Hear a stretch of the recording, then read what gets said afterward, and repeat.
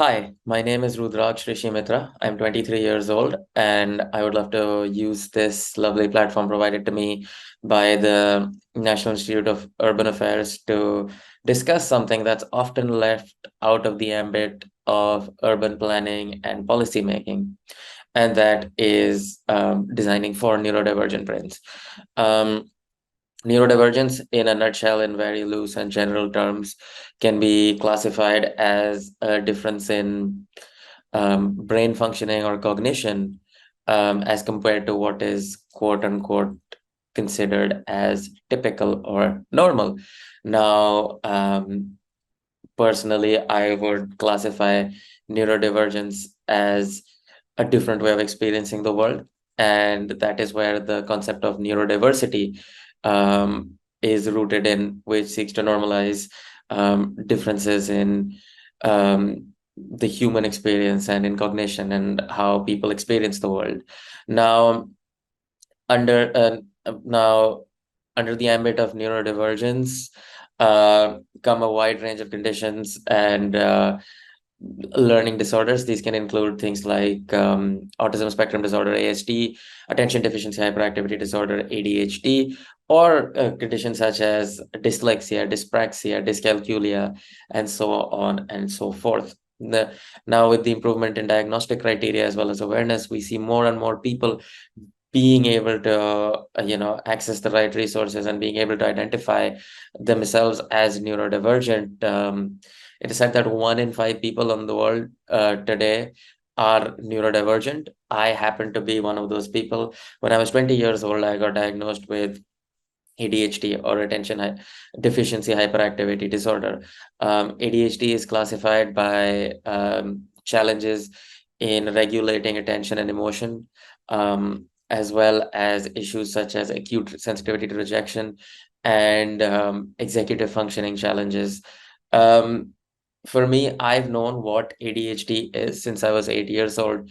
However, given the general lack of awareness, given that ADHD only got added to the DSM in 2013, I could never connect the dots between what I was experiencing and this condition until I was 20 years old.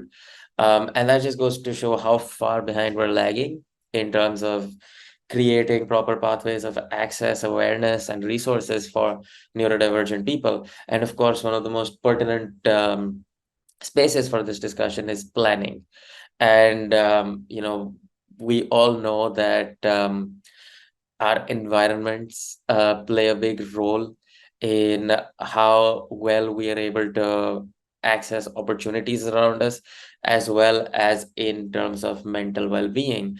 And I would like to use this conversation to stress on how important it is to plan with the needs of neurodivergent people in mind when we talk about urban planning or urban design or designing neighborhoods or drafting policies for neighborhoods. Because when we design for access, when we design in an inclusive way, when we design for neurodivergent brains, everyone benefits. And just to give an example of this, one of the key memories for me in my journey has been always feeling I always found it very difficult to interface with the outdoors in India. Our cities tend to be hectic. Our cities tend to be extremely noisy, and our environments tend to be extremely noisy as well. And something that a lot of neurodivergent people, including myself, struggle with is sensory issues.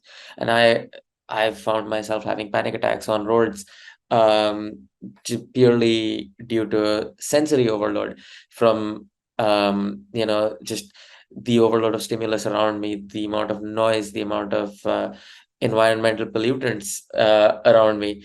And that has made it challenging for me to access, public transport or go out into the outdoors. It's been a massive challenge for me. And that is someplace where adequate and appropriate planning can really go on to be a game changer for, a lot of brains like myself. Um, an example of how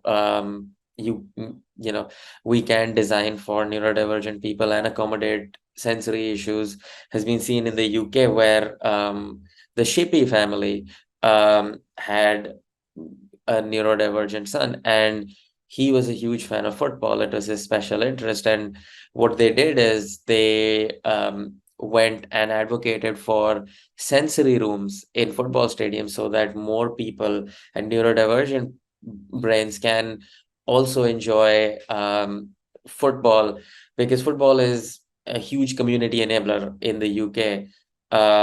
It brings local communities together. They're very fervent in how they rally around and support their local football teams, and the Shippies wanted their son to be able to access this experience as well.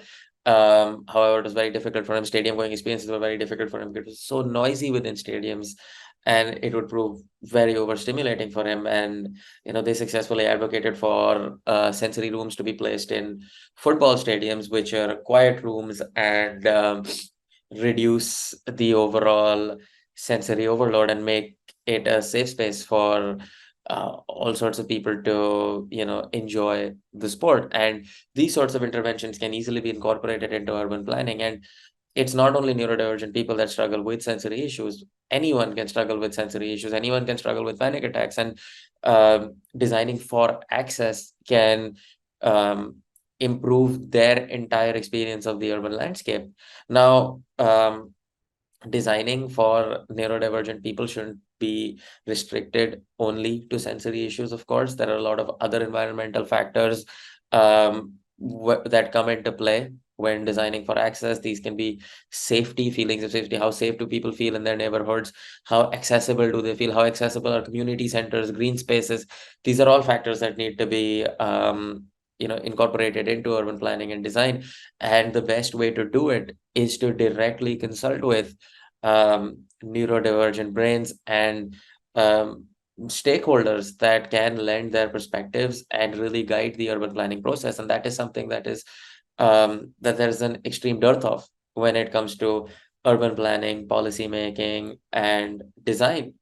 And in with Stanford's renowned D School, where design thinking was pioneered and is kept at the forefront, and some of the world's best innovations are designed, there is a concept of designing for the extremes. Because when you design for people who um, are on the extreme end of the spectrum of the services that you're trying to um, create, you cover all the stakeholders within it. So designing for the extremes is designing for all. And I think that needs to be incorporated when we talk about designing for neurodivergent brains, because a fifth of the population identifies as neurodivergent, and it's high time we made our cities, neighborhoods, and environments more conducive and more accessible for this section of the population, so that brains such as myself can thrive, and not just thrive, but just